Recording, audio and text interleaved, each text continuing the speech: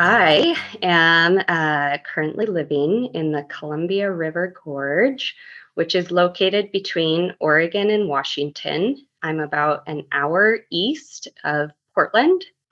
I live out here with my two sons. I homeschool, and we recently built a dome. It's similar to a yurt out on some friend's property. I spend my time when I'm not homeschooling my boys and taking them to their activities. I occasionally raise a flock of sheep. I do mobile slaughter and butchery, and I tan hides and teach workshops. So um, I'm really excited to get to share this story about my experience over in Scandinavia and how it has been sort of a catalyst for events that have followed and what impact it has had on my life. All right. So this is me, and this is where the story I'm telling today begins. This is back in 2015.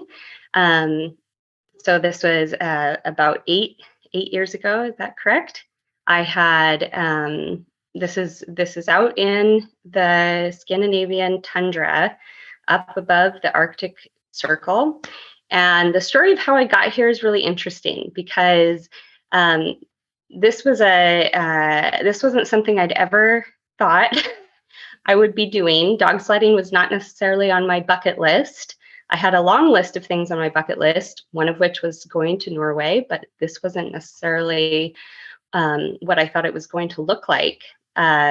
At this time in 2015, I had gotten very intrigued by my heritage and spent a good amount of time on Ancestry.com or one of those other online sources that help you sort of dig deep.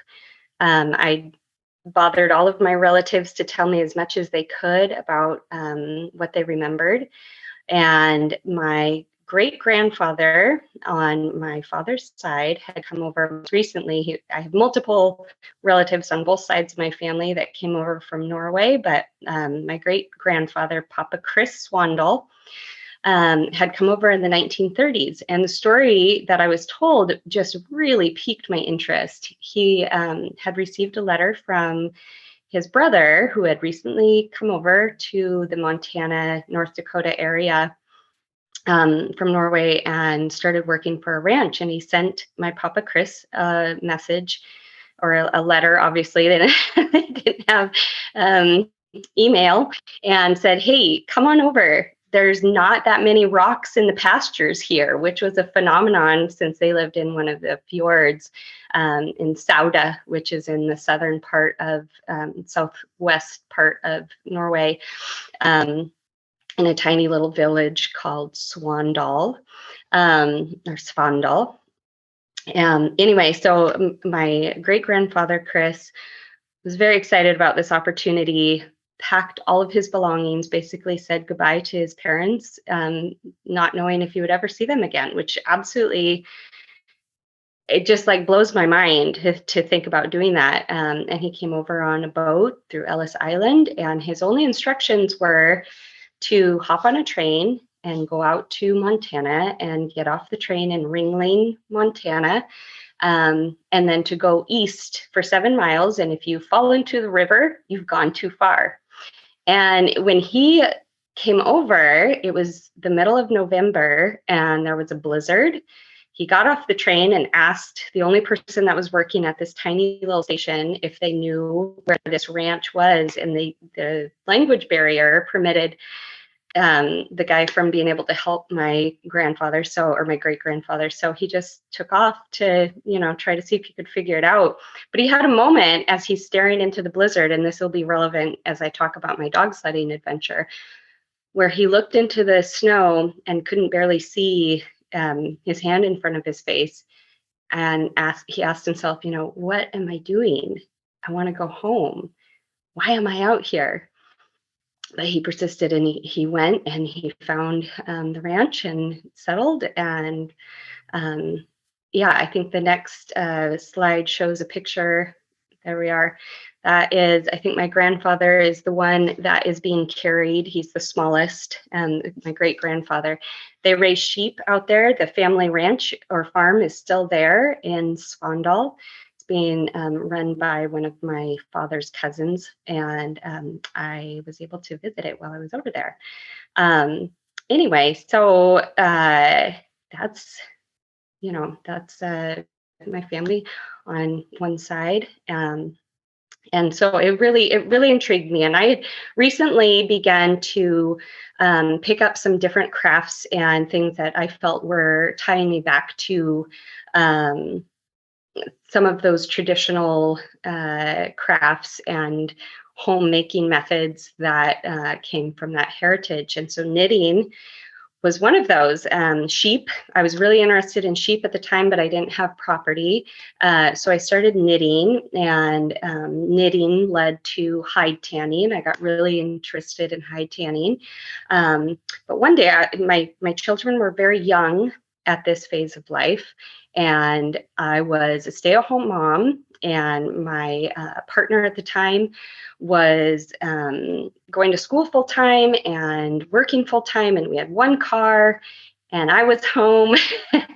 And I was a little bit stir crazy, and I was trying to find a creative outlet. And this was the time where Pinterest was really starting to become a big deal. And I found this giant blanket on Pinterest that I wanted so bad. And it was made out of, this huge yarn. It was big and fluffy.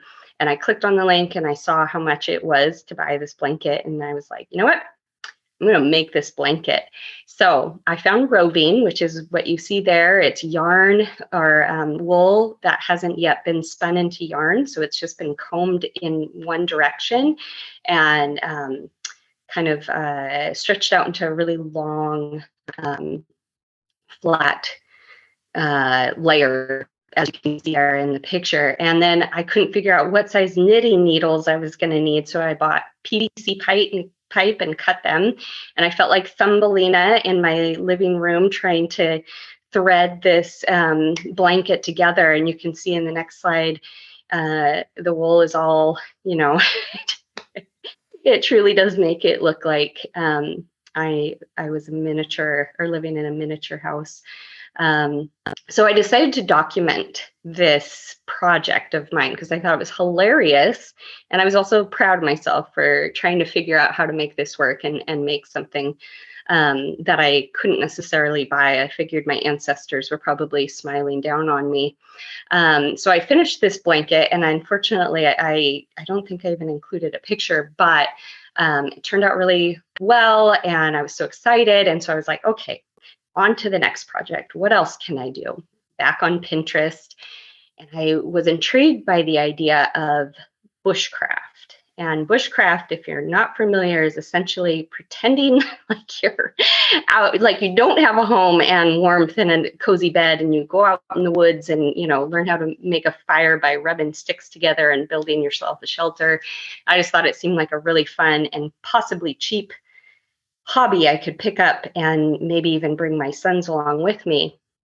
I came across a jacket that was, labeled as a bushcraft jacket, like waterproof, and it had all the pockets and the neat hood. And I was enamored by it, and I clicked on the link and saw the price and choked.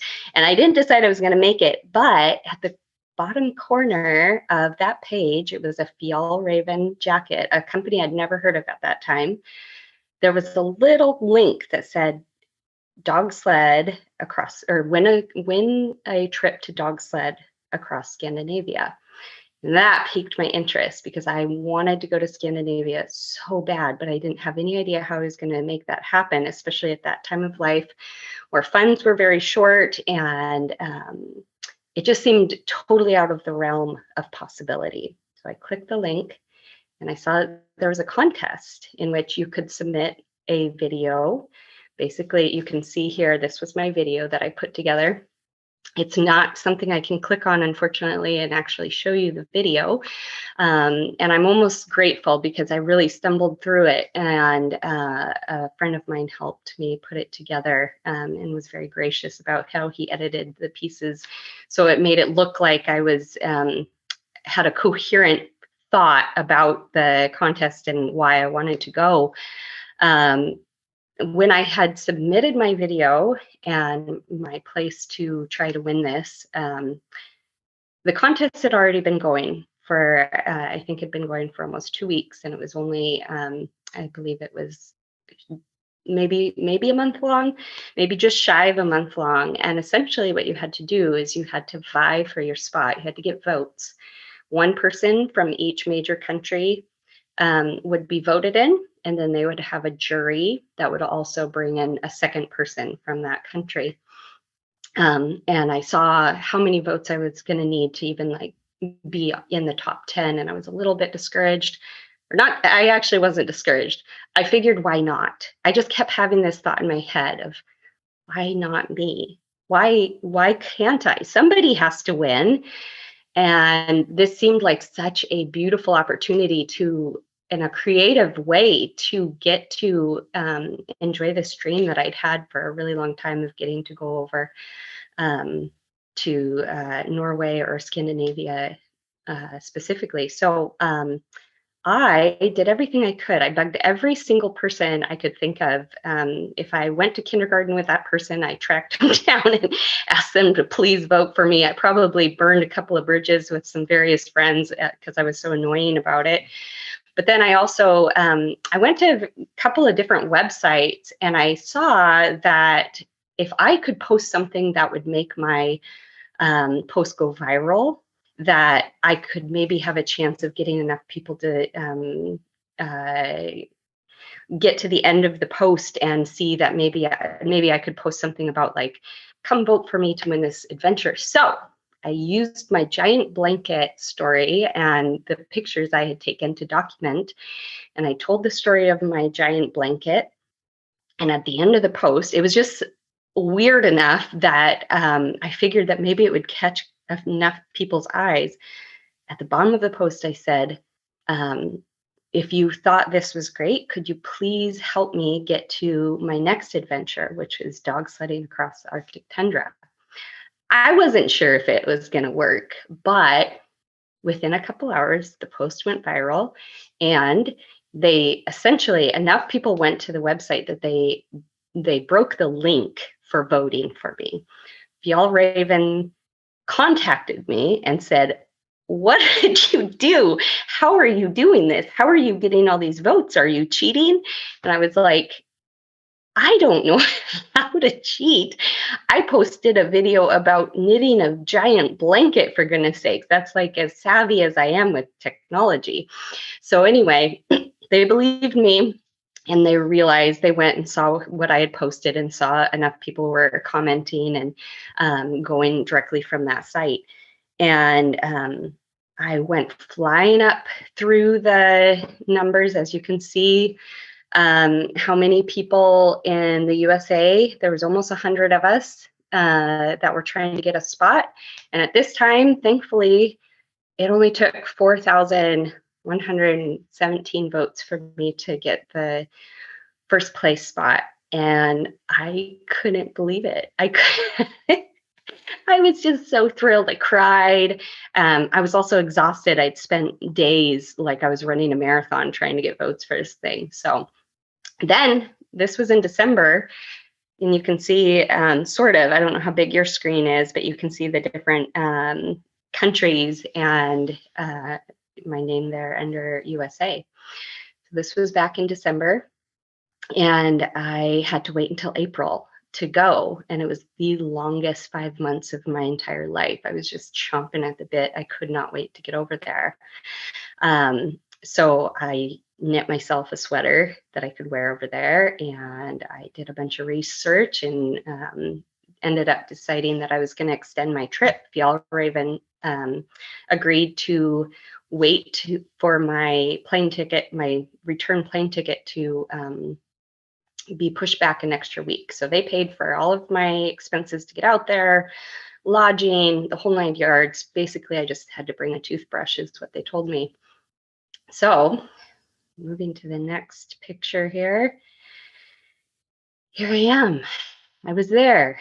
And the most incredible part of this was that we showed up, we had an evening at this beautiful resort on a lake in Sweden, and they had a catered meal, and it was delightful, and I was jet lagged and exhausted, and I almost fell asleep in my dessert, which was cloudberry mousse. It was incredible, but all I could remember about it was how tired I was.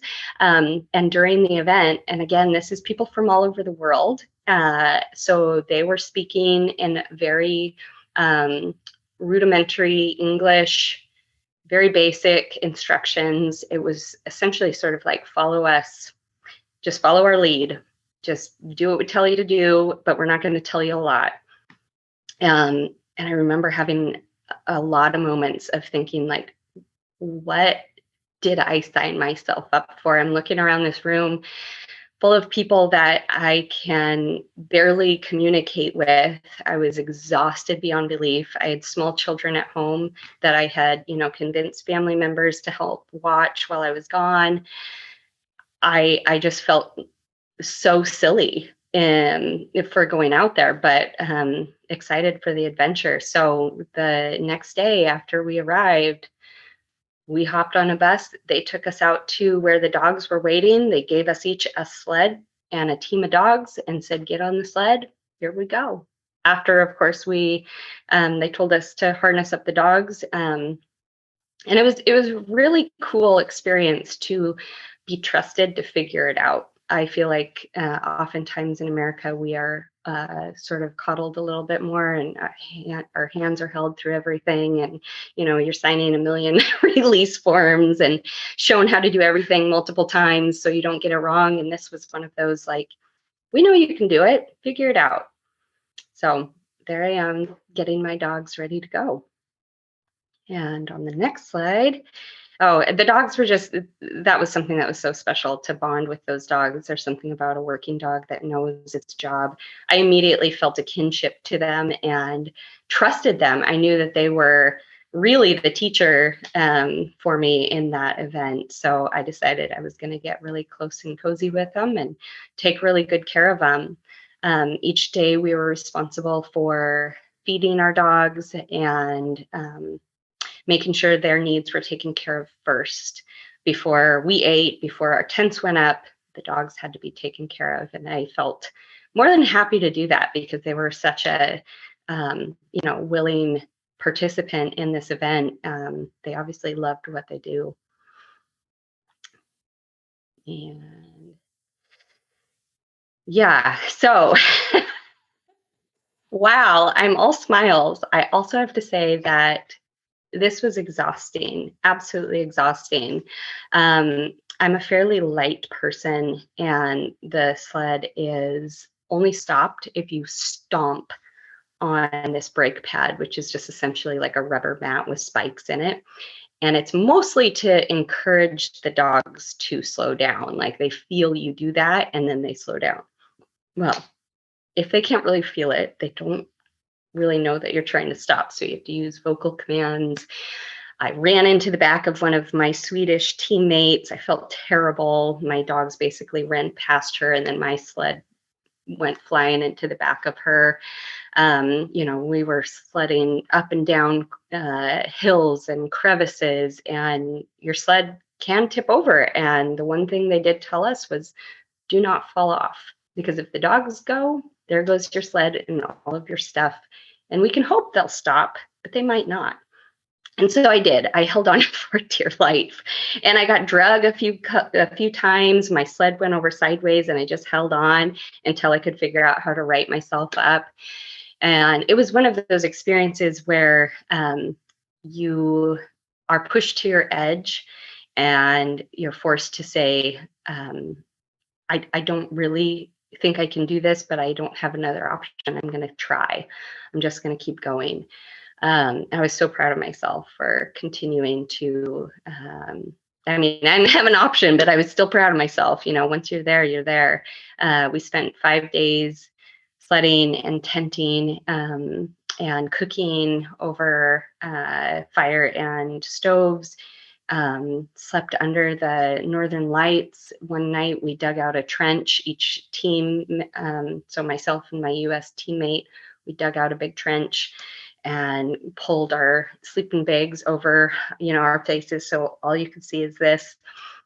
And we watched the northern lights dance until I fell asleep, and I'm pretty sure I dreamed about them even though I was asleep. It was just, I mean, I often had tears in my eyes because of how incredible it was. And let's see if this next slide, and there's a picture of our camp set up. You can see we're sort of dispersed throughout the trees there.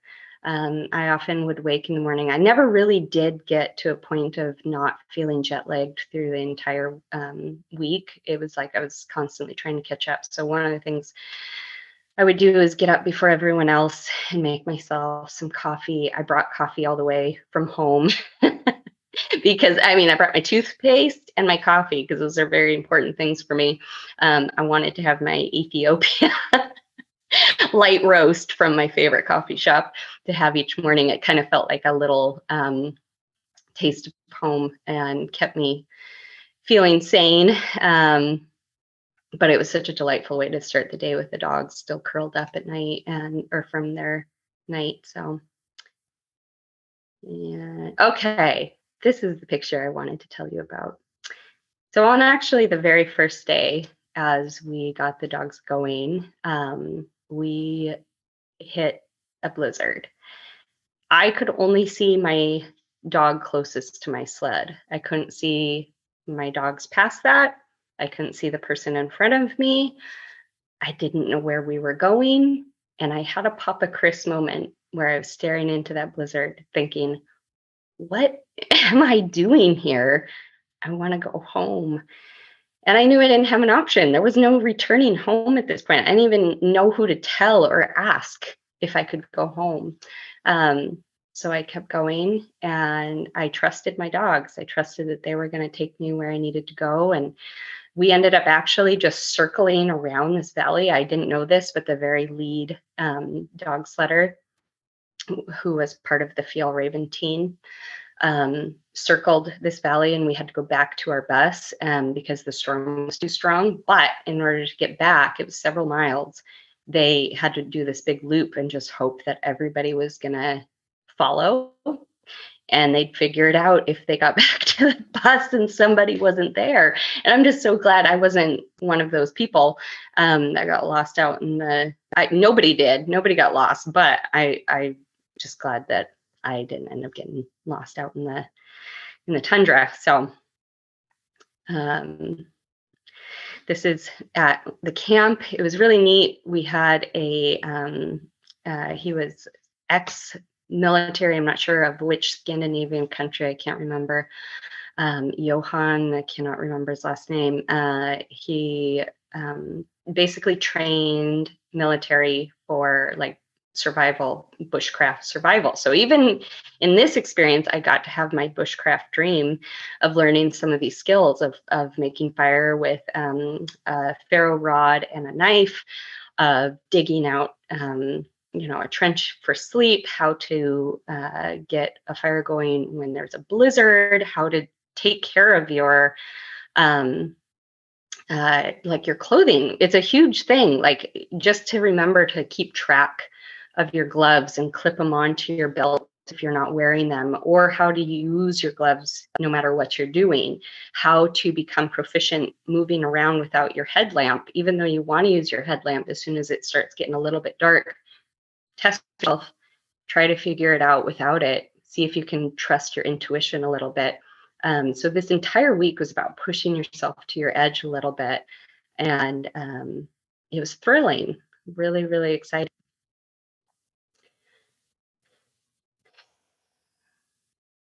And here's the end. And that smile on my face is excitement for a shower and a real bed.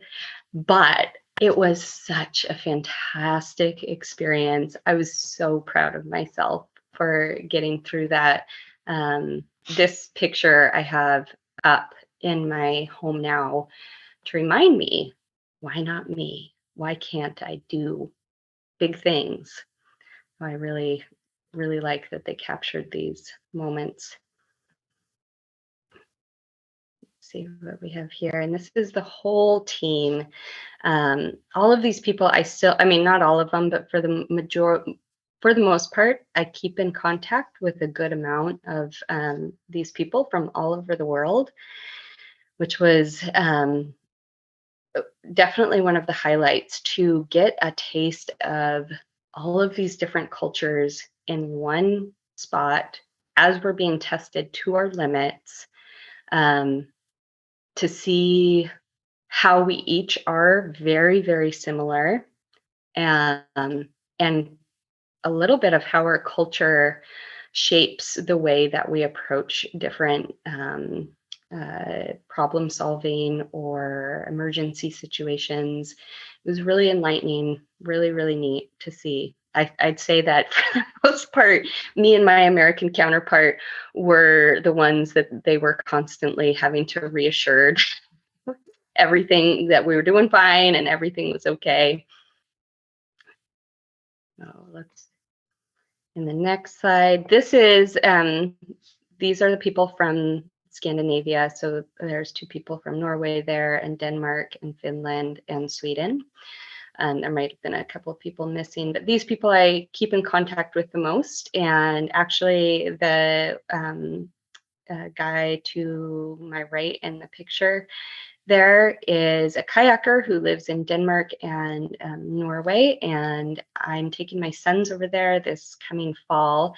And I've spoken with him and to see if we can meet up, and he can take my sons and I kayaking through the fjords. That's what he does. He's a guide. So I'm so excited after 8 years to be reunited with some of my teammates. And the gal to his right is also lives in Norway, and I'm planning to meet up with her again. And it's like having extended family over there. It's really special.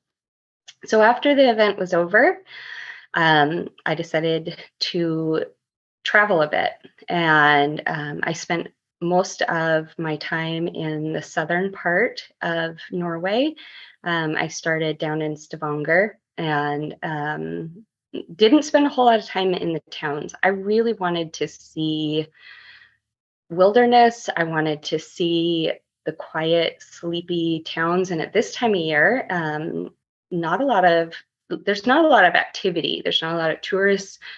At this time of year, April is still pretty quiet. People are still just waking up from winter. I mean, the country itself is still kind of waking up from winter. So there's still a lot of snow on the ground. A lot of passes are closed. The restaurants weren't really open. So it was exciting to me to have to go to a grocery store and figure out how to get myself the groceries that I needed. And at my Airbnbs, I would cook, and I felt like that was a big part of the experience, to be quiet in those Airbnbs and wake and make myself some food and meander around. This is an old farm site where a lot of travelers would come. And I actually have a very cool story. I stopped here and I felt really drawn. Just outside of this picture is a little river. Felt really drawn to go to the river. Um, and I moved a rock, very first rock I moved, and underneath of it was an old agricultural tool called a billhook.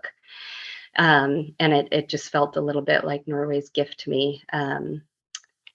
So I traveled to some stave churches and just found some really fascinating remnants of homes and old farms that nobody was around. I was respectful of property, obviously. And if you aren't familiar with the Right to Roam Act over there, I thought this was something I ended up being thrilled with, is that essentially, as long as you're respectful, you can travel wherever you'd like, explore, and shut the gates behind you essentially, or don't don't don't trash a farmer's pastures as you're going through it, or disrupt their lifestyle or livelihood. But you can you can camp wherever you would like, and I found that people were very respectful of that, and it allowed me to feel like I could explore pretty freely. I think in the next picture, oh, I just the beauty of the area absolutely exceeded all of my expectations, and I felt a everything felt old and ancient, and like it had stories to tell. It was like the rocks were just oozing stories, and I would often just go up and touch the rocks and the trees and the old buildings, and I could feel the history in them. I felt something in me start to wake up, something that felt like all the ancestors before me had left a little breadcrumb trail for me to find.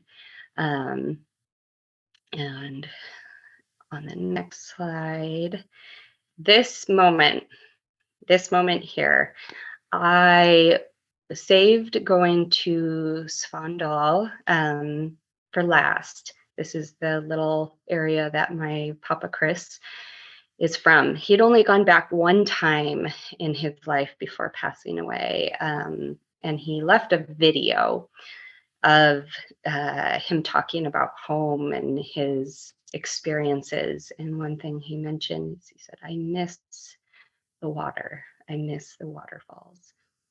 And I got to Svandal and I started driving, and I almost always get a little choked up with this, which seems kind of bizarre, but I saw this waterfall.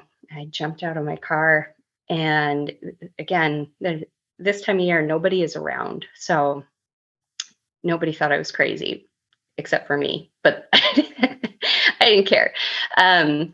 I ran up to the waterfall and I got in because I knew this was one of the waterfalls he'd been to. This was just right around the corner from the farm that he grew up on. And I felt my history here.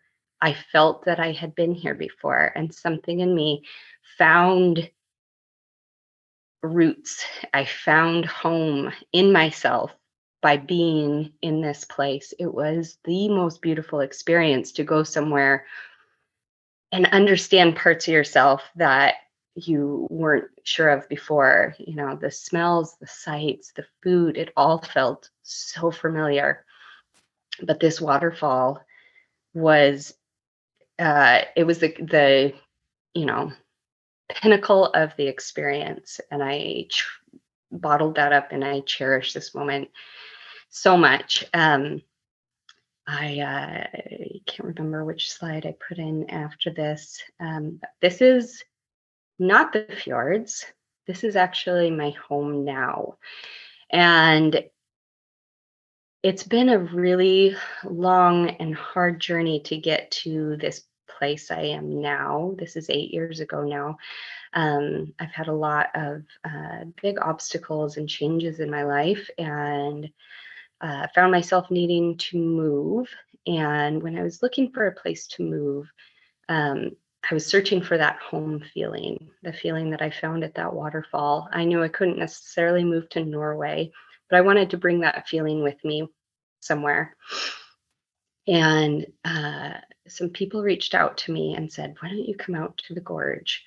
Why don't you come and see what you think out here? And I went out when there were raging wildfires, and the gorge was filled with smoke, and I couldn't see the water, but I felt like there was something here that piqued my interest. And they said, just check it out for a look. Come back, and no strings attached. You can see what you think.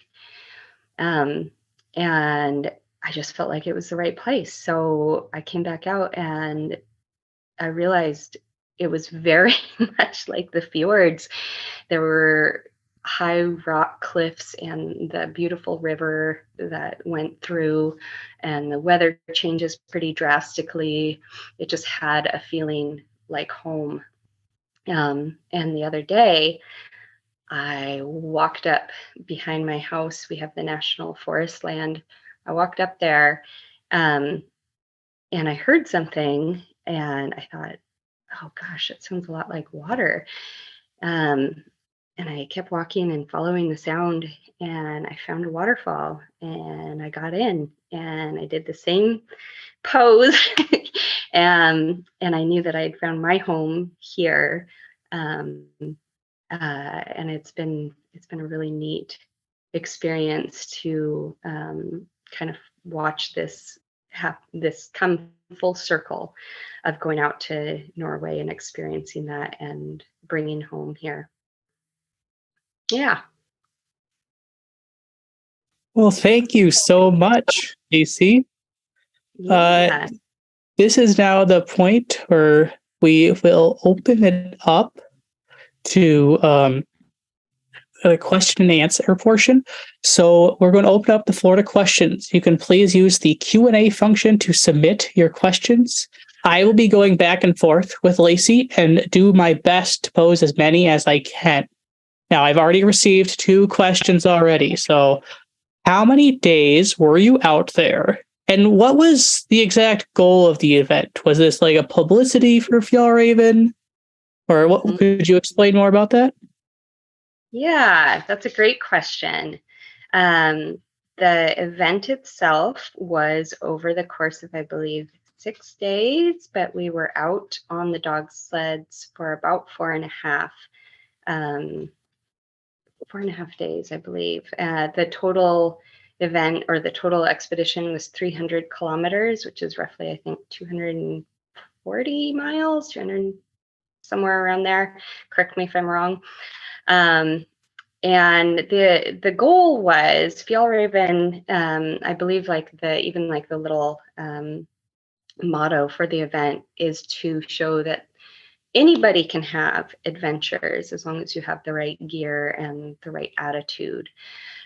So they chose people, as they call us, ordinary people, not necessarily athletes or um, outdoor explorers, to participate in an event that seemed rather extreme, but with the right gear and the right attitude, anybody can go out there.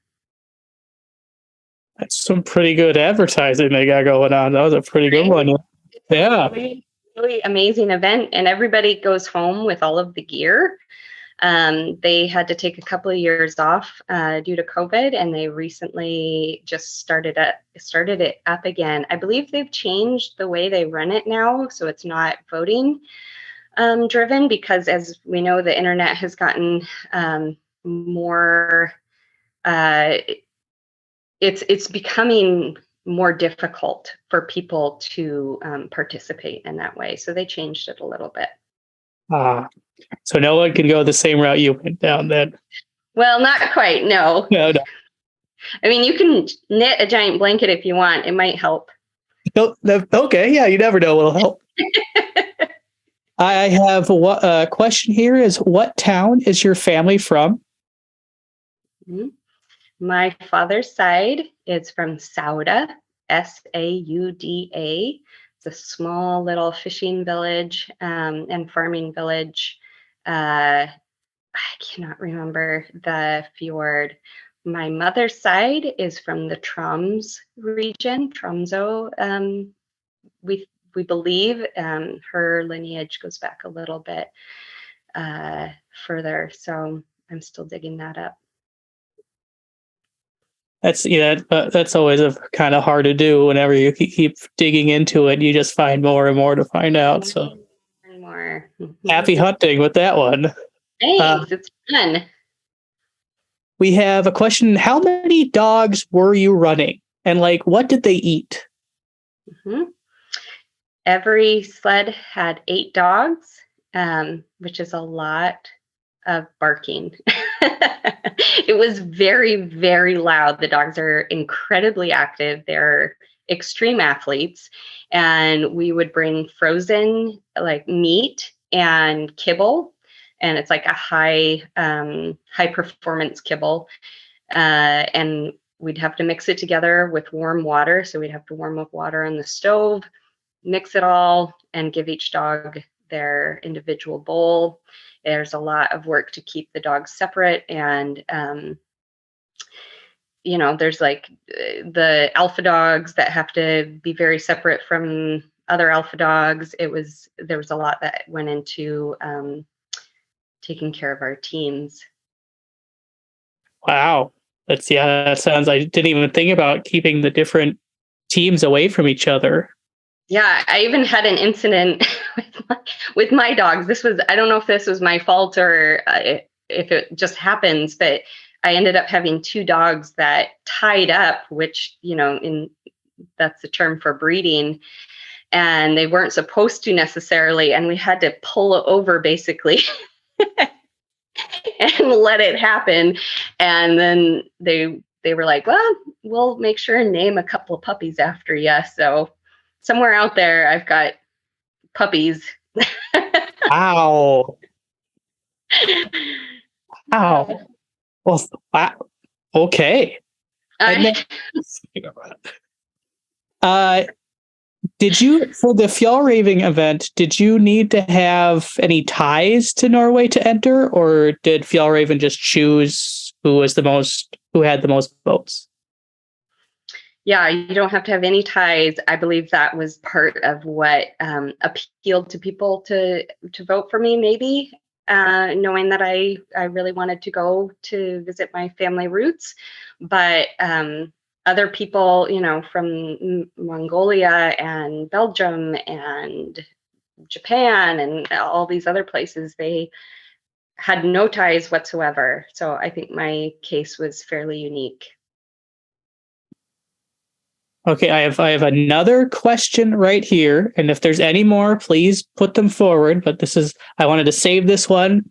They really want to know about your work with sheep, including that sheepskin behind you. I think people have seen that, have been very impressed by the look of it. Fantastic. So if you wanted to talk about that. I would love to. That's a topic that's very near and dear to my heart, obviously. So since getting back from Scandinavia those 8 years ago, I felt very, very compelled to begin my own journey with raising sheep. Such a fantastic animal with multiple uses. I was particularly drawn to Icelandic sheep because they are a northern breed, because the Northmen took them up to Iceland when they settled it and then essentially left them on the island when they deserted the island. And the sheep were feral and just had to survive for several hundreds of years before the country was repopulated. And if I'm butchering any of that history and somebody knows better, I'm happy to be corrected. But they still retain a lot of those instincts. They're fantastic mothers. They're hardy. They produce this gorgeous, gorgeous wool, as you can see. They make fantastic pelts. Well, that's what I mean. The pelts are fantastic. They're very, very warm. They're gorgeous. Their horns are really cool. So I got into the Icelandic sheep as my first foray into shepherding, and decided that I was going to learn how to do all parts of it. So I learned everything from the care and lambing to learning how to process them myself so I could fill my own freezers for my family.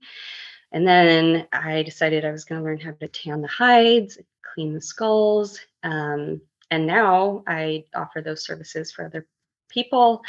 I do a lot of travel for that work, which I'm delighted by. It allows me to meet a lot of other shepherds and people that are interested in sheep and learning how to do a lot of these processes themselves as well. I hope I answered that question You, coherently. I think you did. I thought that was a great way to answer. Thank you so much. Mm-hmm. And what we got one other question that popped into while you were answering that. Back Great. to the Fjallraven trip. What towns did you start in, and what towns did you end up in? That is a great question. Oh, we I know that we started in Norway, up north of Tromsø. We went through Tromsø, and I know the town starts with a K. Um, Gosh, I should have looked this back up. It's been a little while since I've spoken about this particular part of the trip. And then we ended in Sweden. There's a lake there. I know it starts with an A, and the name is easy to say, and I'm totally blanking on it, but it's a big, long, long lake, and we dog sledded across the entire lake. Fjallraven actually has a line of clothing named after this particular lake and park area, or it's like their wildland area. Gosh darn it, I cannot remember. But anyway, there was a really neat resort that you can only get to by dog sledding to it at that time of year that they had us stop at the very end. And we got to enjoy a sauna and jump into they carved a hole in the ice so that we could jump in. And my favorite part of that, again, with the not coddling, they pulled the ladder out after you jumped in, and they would make you stand there and say your full name and address without your teeth chattering. And of course, they would have let you out if you were really struggling. But that was my first experience with cold plunging. I was kind of hooked. It was really fun. And then they brought in like a live band and cater, and it was just phenomenal. Hey, we got someone who's suggesting, was it the name of the town Kirkenes? Yes, I believe so. Hey. That Well, thanks everyone in the chat for giving us that answer. Yeah, That helps thank out a you. lot. We have a follow-up question about the sheep. Do you make yarn from your sheep? You know what? Spinning yarn is my one missing link. That is something I would love to learn how to do so that I can make my own yarn. And then also I would love to learn how to weave on a loom. But my mother learned how to spin, and I have not yet, but I will someday.